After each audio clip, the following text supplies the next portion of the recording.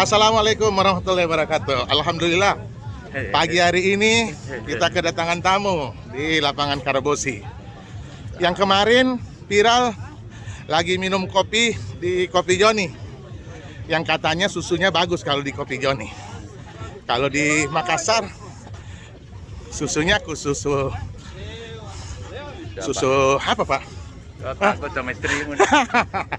Alhamdulillah Pak Sahrul sehat. Pak Sahrul hari ini kita jalan di Karabosi, tapi tetap menjaga protokol kesehatan, pakai masker, Pak Menteri pakai masker, jaga jarak, hindari kerumunan banyak orang kalau tidak ada yang penting.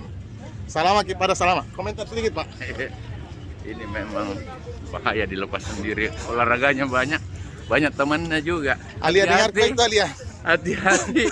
Suka dia pegang tangannya temannya.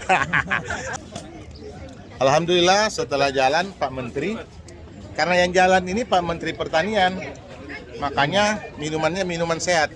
Minumannya tuh, minuman apa tuh? Bukan kopi, dia minum kelapa muda. Memang mainnya main muda-muda selalu. Itulah gayanya Pak Sahrul, maka dia tetap awet muda. Bagaimana Pak Sahrul?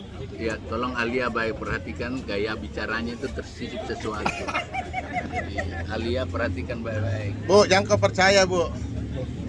Tetap jaminan talk share. Assalamualaikum warahmatullahi wabarakatuh.